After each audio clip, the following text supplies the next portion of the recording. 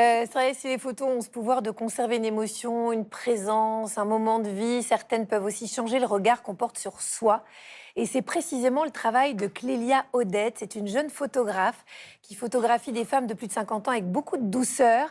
Son projet s'appelle Belle Môme. Elle est avec nous ce matin pour nous parler de son rapport à la photographie et ce que les images peuvent révéler de nous. On l'accueille tout de suite.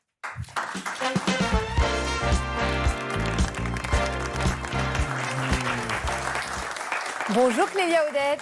Bonjour. Merci d'être avec nous ce matin. On est très heureux de vous recevoir. Clélia, je le disais, vous photographiez des femmes depuis 4 ans maintenant. Et quand vous regardez une femme à travers votre objectif, qu'est-ce que vous cherchez à révéler d'elle qu'on ne voit pas forcément au premier regard, ou en tout cas qu'elle ne voit pas au premier regard? Alors moi, il faut savoir que je viens de la photographie documentaire. Et du coup, on essaye de vraiment capturer la personne qui elle est vraiment. Et c'est pour ça que je demande de pas trop sourire. C'est pour ça qu'on parle énormément avant les séances photos, pour vraiment apprendre à se connaître. Moi, je parle aussi beaucoup de moi et du coup, il y a une confiance qui s'installe. Et voilà, et c'est ce qui fait que j'arrive à avoir des portraits où on voit vraiment la personne et pas ce qu'on peut imaginer projeter sur elle. Quand vous dites que vous leur dites de ne pas sourire, c'est parce que vous voulez vraiment l'émotion brute, vous voulez pas d'artifice, vous voulez pas qu'elle se fasse belle, c'est quoi l'idée? Oui, c'est montrer le naturel, à quoi on ressemble vraiment. Je pense qu'on a tellement l'habitude, comme tout à l'heure, d'avoir ces regards de selfie ou des poses qu'on peut prendre. Et encore une fois, dans le documentaire, ce qui est important, c'est vraiment d'être au plus proche du naturel. Et je pense qu'avec ce projet Belle Môme, j'avais vraiment envie de montrer à quoi ressemble une femme qui vieillit de manière naturelle. Enfin, c'est vraiment aussi simple que ça. Il y a plein de photos là qui défilent, qu'on voit sur l'écran. Est-ce que vous pouvez nous raconter leur histoire? Qu'est-ce qui vous a touché chez ces femmes? On va les revoir. Cette merveilleuse modèle, là, par exemple, cette photo qui est absolument magnifique. Merci. Oui, alors cette femme, donc, c'est un projet anonyme, donc je ne dis pas forcément les noms.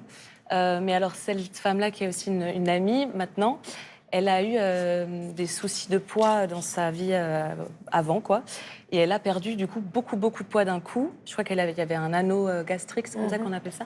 Et du coup, elle avait un surplus de peau qu'on peut voir sur la photo ici, qu'elle s'est fait opérer maintenant. Et elle a été d'accord que je la photographie comme ça, aussi pour montrer à quoi ça ressemble.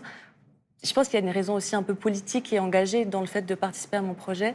Et je lui en suis très reconnaissante de s'être dévoilée à moi comme ça. Alors, on va voir une deuxième photo. Alors, racontez-nous son histoire à cette photo. Et alors, celle-ci, c'est la toute première de mon projet. Pareil, je suis très reconnaissante de l'avoir rencontrée. C'est une modèle vivant à Gentilly. Et ce qui est assez rigolo, c'est comme c'est la toute première du projet, avant même de la photographier elle, j'avais pas encore eu envie de photographier chez les personnes, parce que normalement, je vais chez les personnes. Et du coup, pour avoir accès au lieu et pour payer le lieu, j'ai dû moi-même poser nue dans le cours de dessin pour ensuite garder le lieu pour qu'elle puisse venir là. Et du coup, avant même le projet, j'étais moi-même dans une situation un peu... C'était la mise en abîme, quoi. Voilà, exactement. Adrien, qu'est-ce qui se passe dans notre cerveau quand on se revoit parfois des années plus tard sur une photo? Par exemple, les modèles de Clélia, qu'est-ce qui peut se passer dans leur tête? Alors, il y a déjà un processus qui est systématique, c'est un processus par cascade. Tout de suite, notre œil va visualiser l'image et la reconnaître. Et cette reconnaissance va activer 2 systèmes au plus profond de notre cerveau. D'une part, l'hippocampe, qui va aller chercher dans notre mémoire à quoi ça fait référence.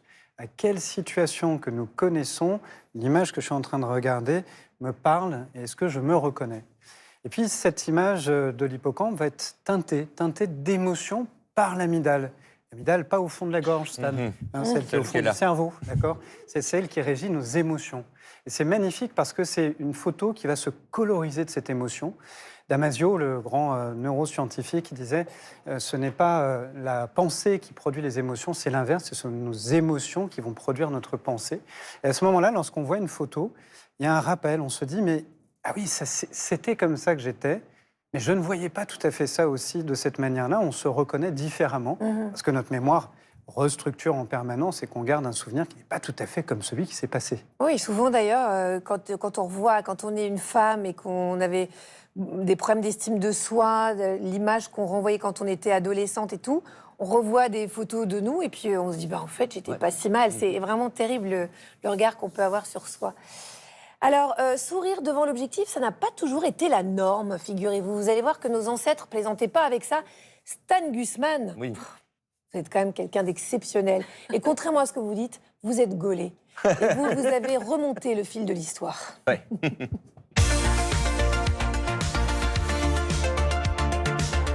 Avant nous, Agathe, en fait, c'est marrant, les gens faisaient tous la gueule sur les photos. Regardez les vieux clichés argentiques de famille. Pas un sourire. On dirait qu'ils attendent le verdict d'une cour d'assises. Est-ce que ça veut dire pour autant que personne ne s'amusait avant 1950? Oh que non. Nos arrière-grands-parents avaient le sens de la fête. Ils faisaient des blagues de tonton bien potage, s'envoyaient en l'air sur la table du salon et guinchaient au bal musette sur du Yvette Horner. On se marrait. Et pourtant, dès qu'on sortait l'objectif, visage fermé, regard austère et bras croisés, on est loin du Wistiti, le petit oiseau va sortir. C'était plutôt du genre « Ah Lali, on va tous mourir ». Mais alors, pourquoi? En fait, pendant très longtemps, sourire sur une photo, ça ne se fait pas. Au 19e siècle, le portrait photographique est un marqueur social qu'on affiche en 4x3 dans le salon familial. On posait pas pour faire sympa, mais pour montrer sa respectabilité. En gros, plus vous aviez l'air sérieux, plus vous étiez important. Et puis, en ce temps-là, on doit maîtriser ses émotions. La pudeur est de mise dans la religion catholique. Sourire béatement à l'objectif, c'est vulgaire. On veut laisser une image digne, stable, bourgeoise sur les clichés de famille. Ajoutez à cela l'aspect technique des choses. Avant, les smartphones avec appareil intégré, c'était un barnum de prendre une photo. Le temps de pause durait parfois plusieurs secondes. Difficile de garder le sourire sans avoir une tête de psychopathe. En fait, tout change quand Kodak démocratise l'appareil photo dans les années 20. Fini la séance photo solennelle, on fige nos souvenirs sur pellicule. Et ça y est, on photographie quoi? Les vacances, les enfants qui grandissent, les pique-niques, les anniversaires, bref, la vie. Et à partir de là, incroyable, les gens commencent à être heureux sur les clichés. Bon, aujourd'hui, on en fait un peu trop. On sourit tellement sur les réseaux sociaux qu'on dirait qu'on vit dans une pub pour du dentifrice. Mais ce que je vous propose, moi, ce matin, c'est pour réaliser d'où on vient, c'est qu'on se fasse un petit cliché comme il y a un siècle. Okay, D'accord. tous ensemble, rapprochez-vous, photo de famille. Et voilà, donc bras croisés, sourire austère, on pense à sa fiche d'impôt, voilà. Et à son crédit sur 25 ans. C'est parti, J'ai vous êtes pensé prêts? à un moustique. Exact. 3, 2, 1, on tire la gueule. Parfait, super. Alors Regardez comme on a l'air content. Ouais, ouais Bon. c'est vrai. Ça change. Ça Ça change. change. Mais entre les deux extrêmes, moi, mon cœur balance. C'est vrai que là, je trouve que ça marche pas trop. Mais aujourd'hui, je trouve qu'on sourit trop. Cela dit, sourire devant l'objectif, c'est mieux que tirer la tronche, Adrien. Oui, quand même, quand même. Et c'est une vérité neuroscientifique et médicale. C'est-à-dire que quand vous souriez, vous activez 17 muscles dans votre visage de chaque côté. Donc c'est énormément de muscles. Et l'activation de ces muscles, qu'est-ce que ça produit? La sécrétion d'hormones, du bonheur, de la sérotonine, de la dopamine. Ça nous récompense. Même, on utilise des techniques de course à pied comme ça. Quand c'est très dur, on se dit, je vais sourire. Et ça nous redonne de l'énergie pour avancer. Ah oui, c'est ça. Donc en fait, vous conseillez de sourire même quand on n'a pas envie? Voilà, exactement. On a le message. Sourire hypocrite. Moi, j'avais pas envie, là, par exemple. C'était un truc un peu passif-agressif.